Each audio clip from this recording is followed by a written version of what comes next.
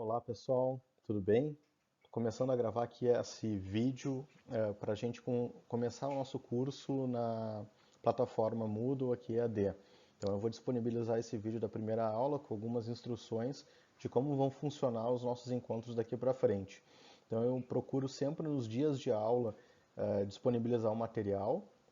Vocês vão ter então algumas ferramentas ali em cada conteúdo, em cada dia da aula eu vou disponibilizar textos ou vídeos ou alguns exercícios para que a gente fixe o conteúdo da nossa disciplina. Eu nas duas aulas anteriores, incluindo a aula que foi cancelada, eu já coloquei alguns materiais na plataforma, eles já estavam disponíveis. Se vocês tiverem alguma dúvida, por favor, não hesitem em me contatar. E por encontro de hoje, eu vou gravar esse vídeo que é uma síntese do conteúdo. Obviamente não tem a profundidade da aula presencial que nós temos habitualmente, mas com as ferramentas que a gente vai disponibilizar, vocês não sofrerão nenhum tipo de prejuízo, pelo contrário. Com um bom engajamento, com um bom envolvimento, a gente pode inclusive até aperfeiçoar a aula aquela presencial que nós estamos acostumados. Nosso encontro de hoje, então, ele está programado para tratarmos do sistema constitucional tributário, falarmos um pouco sobre princípios e regras e sobre competência tributária, tá? O nosso sistema constitucional tributário, ele tem uma característica própria, muito peculiar, que talvez não tenha nenhum outro paradigma no mundo. Ele é um sistema bastante prolixo, tem uma série de normas que foram incluídas no texto, foram levadas ao longo dos anos, com o passar dos anos, para o texto da Constituição. Então isso dá uma característica. Ele se torna, portanto, um sistema rígido, que não pode ser alterado facilmente, só por emenda à Constituição, e algumas normas sequer por emenda à Constituição. E ele tem uma característica de ser também prolixo. A abertura no texto constitucional está muito associada a uma norma que a gente vai ver ali na frente, que é o caput do artigo 150. E eu vou falar mais além sobre ele. Eu coloquei um exercício no Moodle e depois eu quero que vocês participem, que é uma enquete para saber se vocês entendem que a Constituição brasileira, a Constituição de 1988, tem mais regras ou mais princípios. E aí eu trago alguns exemplos aqui de casos práticos para instigar vocês a pensar sobre isso. Não é uma discussão meramente teórica.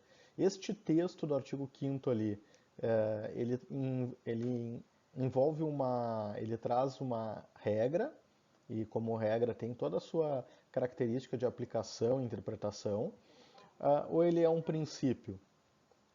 Pensem um pouco sobre isso. O artigo 5º, inciso 12, que tem uma repercussão muito importante na esfera tributária, muitos autores o chamam de princípio. Mas leiam com atenção o que está escrito no artigo 5º, inciso 12.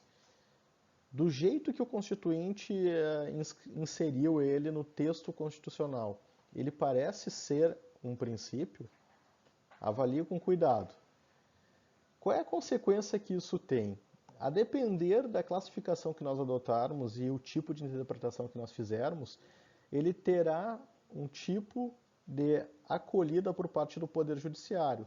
E vejam só o que aconteceu na interpretação conferida a este inciso da Constituição, muito especialmente na leitura que foi feita pelo Supremo Tribunal Federal da Lei Complementar 105, que diz respeito à quebra do sigilo fiscal por parte da Receita Federal. Em síntese, e eu recomendo que vocês façam a leitura, esse acórdão ele é paradigmático e ele é muito importante que seja lido atentamente. Ele fala sobre a possibilidade da Receita Federal diretamente, sem intermediação do juiz, sem a necessidade de pedido judicial, receber informações sobre o sigilo fiscal, o sigilo bancário dos contribuintes. A Suprema Corte entendeu que isso era possível, que não havia necessidade de intermediação do Poder Judiciário e ela diretamente poderia, e portanto considerou constitucional os dispositivos considerados inconstitucionais pelo autor da ADIM, da Lei Complementar 105.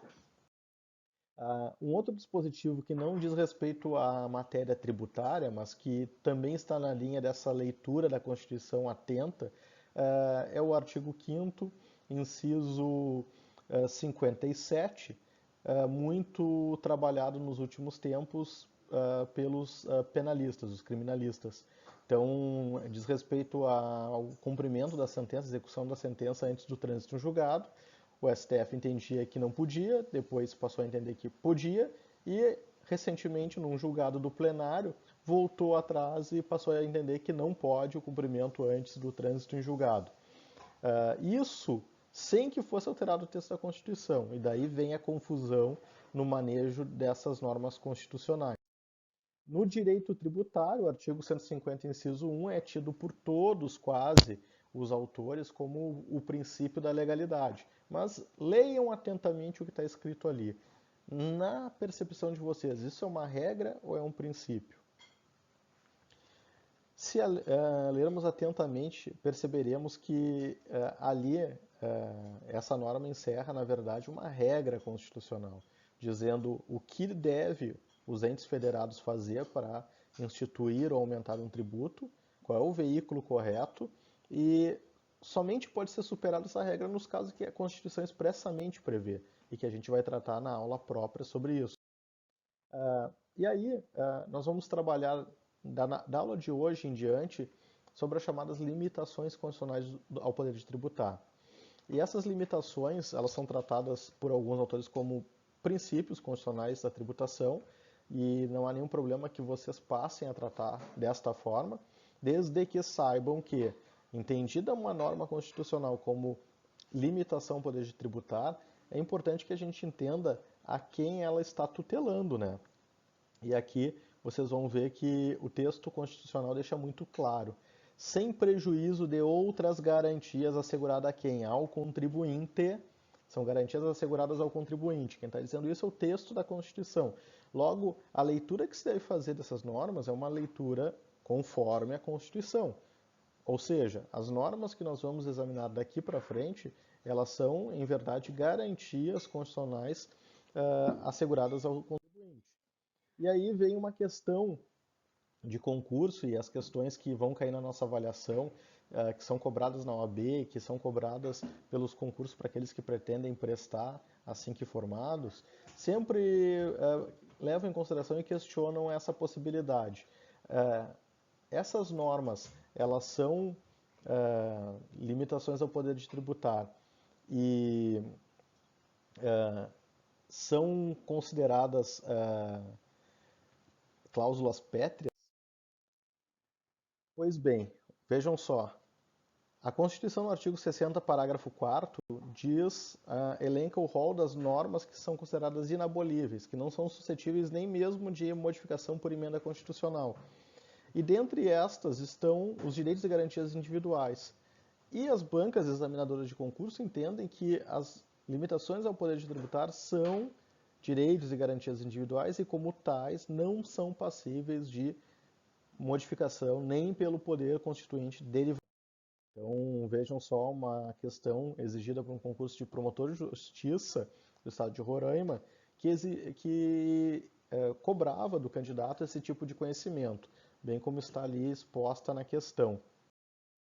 E aí, quando a gente fala de limitações ao poder de tributar, e a Constituição ela descreve um rol de competências tributárias, este é um tema do nosso encontro de hoje, nós temos uma classificação trabalhada pela doutrina das competências chamadas privativas ou exclusivas, aquelas chamadas de concorrente, concomitantes, as competências chamadas cumulativas, a competência residual e a competência chamada extraordinária.